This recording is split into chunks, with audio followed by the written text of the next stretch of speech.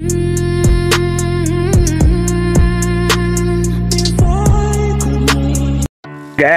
welcome back to my another vlog. हाम्रो चाहिँ trip थियो जिरोकपुरदेखि सिमलासम्म। हिजो चाहिँ भ्लग बनाउन पाइएन, मौसम खराब थियो। अहिले चाहिँ भर्खर सुतेर मजाले उठ्यो, मुखसुख धोइयो अनि यहाँतिर अब दामी दामी भ्यूहरू देखिन्छ। हामी धेरै टाढा रहेछौँ पहाडको ठाउँमा आएर डुब्दो स्टार्ट भइरहेछ। देख्न सक्नुहुन्छ भ्यू दामी छ। पानी परेको थियो हिजो, त्यही भएर आज चाहिँ मौसम दामी गरिरहेको छ। हिजो भ्लग बनाउन पाइएन, अब देखाइदिन्छु मैले दामी दामी। हामी यहाँ माथि सुतेका थियौँ, 4, 5, 6 जना हामी माथि सुतेका थियौँ।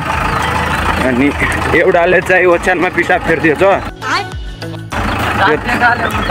एउटाले ओछ्यानमा पिसाब फेर्दिएर त्यो मान्छे भाइगयो छ। हामी चाहिँ अहिले जान लाग्छौँ, त्यसलाई पनि मैले देखाइदिन्छु। अहिले त्यहाँ तल अड्ड्या छ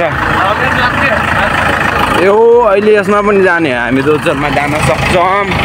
तल छन् केटाहरू, हिजो पेट्रोल पनि सकिएछ, पेट्रोल सेट्रोल हालेछन्। हामी चाहिँ भर्खर उठेर मुख धोएर, यति चिसो पानी छ मुख धुन पनि गाह्रो भएको छ। तर के गर्ने, धुनै पर्यो मुख चाहिँ। यता माथितिर देख्न सक्नुहुन्छ, यति तल। हामी त कहाँ हो कहाँ, हामी त कहाँ हो कहाँ। यहाँ जिरोकपुरको मान्छे यहाँ आउँदाखेरि अचम्म लागिरहेको छ। पहाड आउँदा तातै हेऱ्यो, डाँडा काँडा हेऱ्यो। अब यहाँदेखि हामी तातो पानी भन्ने ठाउँमा जान लाग्छौँ। त्यहाँ चाहिँ सधैँ तातो, लास्टै तातो पानी आउनु रहेछ, नुहाउन सकिन्न भन्छ। नभए हेरौँ गएर के कस्तो हुन्छ, त्यही गएर थाहा हुन्छ। त्यही हो गाइस, दामी देखाइदिनु। यही हो ओछ्यानमा पिसाब फेरेर आउने मान्छे चाहिँ। सुजन दाइ, तपाईँले के काम बिगारेर आउनु भएको छ? तैँले बिगारेर आएको छ। यही मान्छे हो, मैले जे भने त्यही हो। यहाँ पनि छन् अरू बगाल।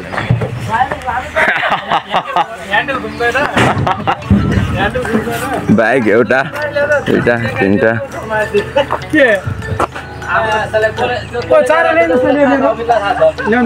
पेन्चो कहाँ छ मामी?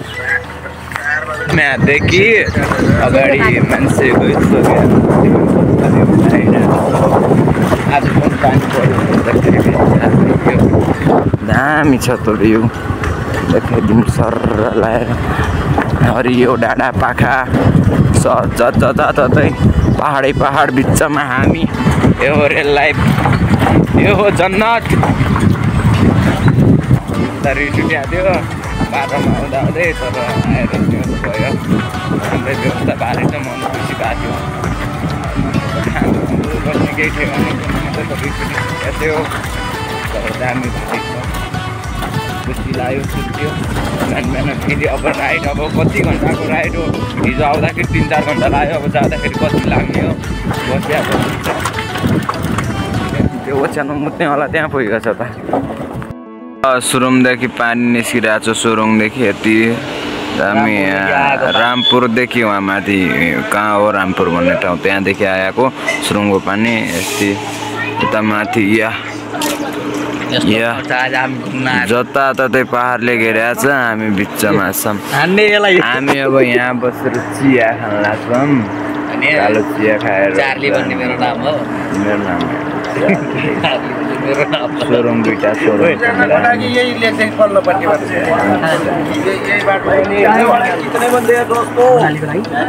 चाय पीने वाले बहुत दोस्त है, चाय पिलाओ।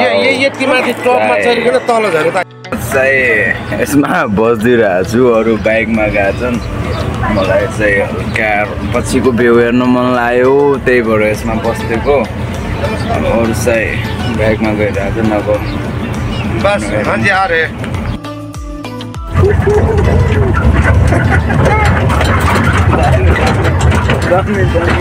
कसो हेर्नु सक्नुहुन्छ। Rail life, rail life.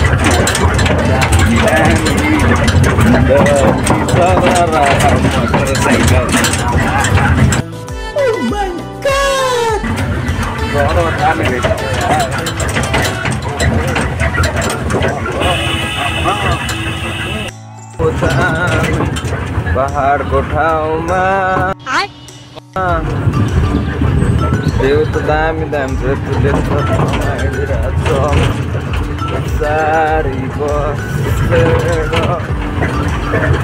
Guide finally आयो तातपानी तातपानीको भ्यू देख्न सक्नुहुन्छ पानी पनि परिरहेछ पुरा यो चाहिँ हल्का बोटिङ गर्ने ठाउँ रहेछ अनि यहाँ केटाहरूले चाहिँ नाम लेखिरहेछन् आफ्नो गर्लफ्रेन्डको बुढीको त्यसको भए पनि यही हो गाइस तातपानी भन्ने यहाँनिर मन्दिर रहेछ अनि मतलब यहाँ नुहाउने ठाउँ रहेछ त्यहाँनिर तातो पानी सधैँभरि तातो पानी भइरहने रहेछ त्यही भएर नाम तातपानी रहेछ यसमा चाहिँ नुहाउनु दिने होइन छ अनि हामी चाहिँ यहाँ अब बोटिङ गर्ने भन्दा चाहिँ महँगो भन्यो अब माथितिर जान लाग्छौँ र माथि मन्दिरतिर जान्छौँ त्यही हो दामी छ भ्यू गाइस आउन सक्नुहुन्छ को हुनुहुन्छ यतातिर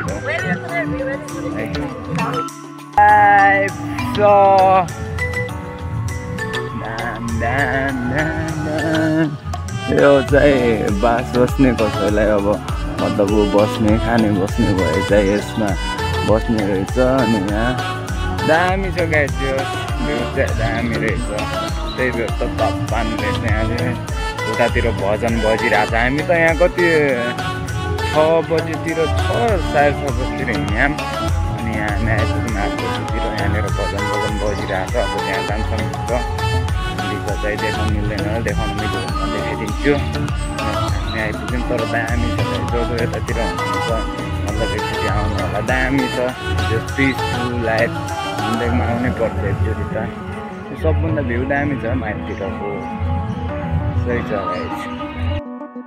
गाइस लाग्यो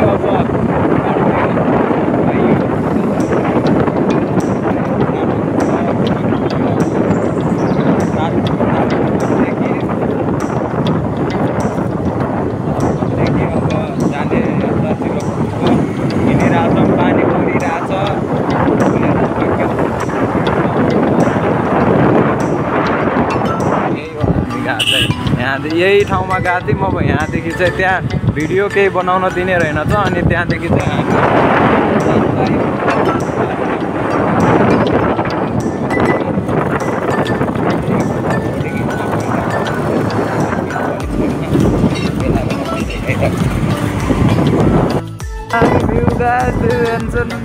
दामी भ्यू छ यतातिर ओहो राम्रो आनन्द थियो अगाडि एउटा नेपालको काठमाडौँ जाँदाखेरि त्रिशुली जस्तो रहेछ यतातिर पनि त्रिशुलीको यता तल गाउँ छ फेरि दामी छ त्यही त कहाँ गइकन दामी गाउँ बसेर यता तल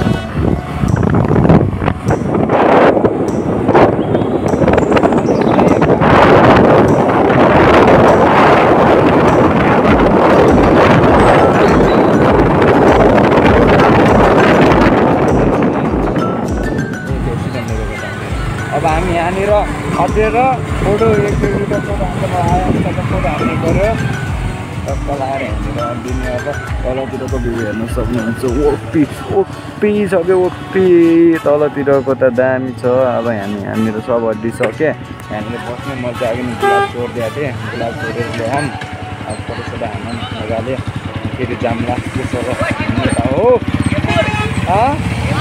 खै तिम्रो हुन्छ छोरीन तिम्रो रह्यो अर्को स्टेसन स्टेसनमा आयौँ तलतिर वा दामी हामी यहाँ कोइराला टिप्न लाग्छौँ कोइरालाको रुखमाथि छ अब यो खाने हामी लग्छौँ कोइराल भन्ने नेपालमा हुन्थ्यो यहाँ पनि छ होला अचार के खान्छन् तिमीहरू केटाहरू यहाँ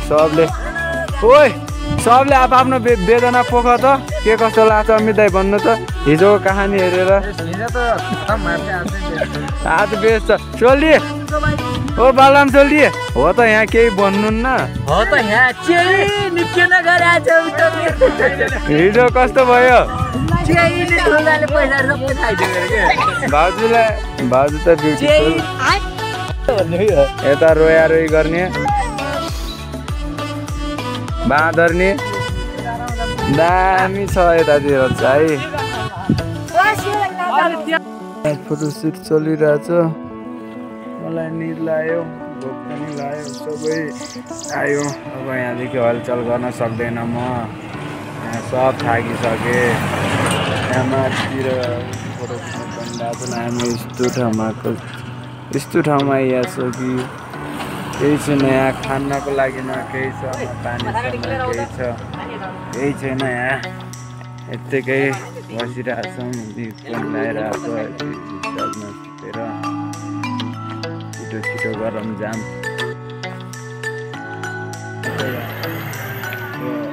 ऐसोलु खान आएको छु ऐसोलु कति वर्षपछि ऐसोलु खाइहाल्छ आज ऐसोलुको टेस्ट लिइरहेको छौँ आइज खानु यहाँ त ऐसोलु खाइदिउँ न यसो मस्त पाराले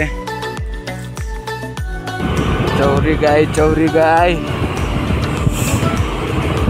रुफीको भ्यूहरू पुरा होस परेको छ पुरा यस्तो जाडो छ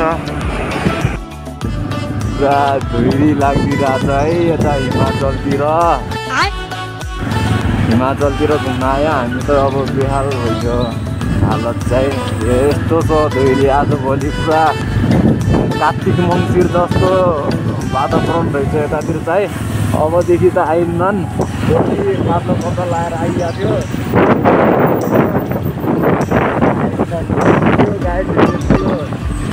पुरा केही देखिन्न अगाडि यस्तो छ यस्तोमा हामी हिँडिरहेछौँ हामी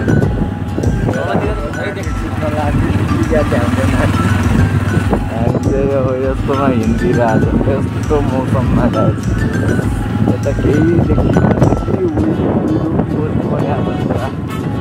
पानी परिरहेको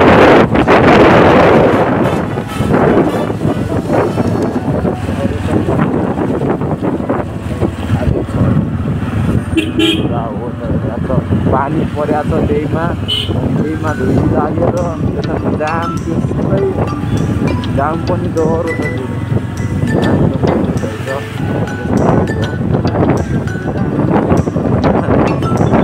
गणेश्वरी महाकाली दरबार भनेर र हामी जाने आदि कति छ हामी कति 145 कति किलोमिटरमा गएको थियौँ अब यहाँदेखि पनि आदि डर जान्छ कहाँ हो कहाँ अत्तो पत्तो कहाँ हो कहाँ डरावन जस्तो यस्तो के साइको यो चाहिँ सिमला बजार कसैलाई आउन मन छ भने चाहिँ आउँदा हुन्छ राम्रो त राम्रो छ तर जागेत आफ्नो सेफ्टी लगाएर आउनु होला हामी त यहाँ पछिताछौँ यस्तो हालत भएको छ यहाँ हात खुट्टा लागेको छ यार केही पासेन यो मेन बजार देखाइदिन्छु म तपाईँलाई आएको लगायत हामी त अहिले सोरुमभित्रबाट छिटिरहेछौँ यहाँ हल्का भए पनि तातोको महसुस चाहिँ भयो है बाहिर पुरा ओत परिरहेछ अनि भित्र चाहिँ हल्का यस्तोमा इन्डिया चाहिँ हल्का तातो महसुस भइरहेछ अब फेरि बाहिर गएर फेरि अब आउनु लागिरहेको छ बाहिर फेरि एउटा पछाडि गएर बच्चाहरू यता हामी फेरि आइगयो अब फेरि ज्वरो आइगयो फेरि आइगयो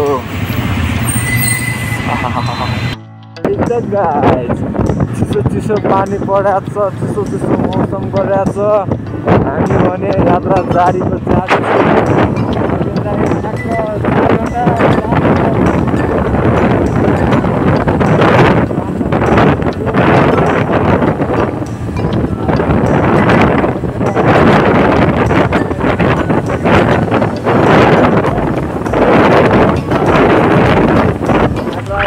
बाटो हेर्न सक्नुहुन्छ पुरा डेन्जर हो फेरि हाम्रो राइडर पनि डेन्जरै हेर्दै हुन त जावामा राइड हामीलाई टक्क लगाएर अरू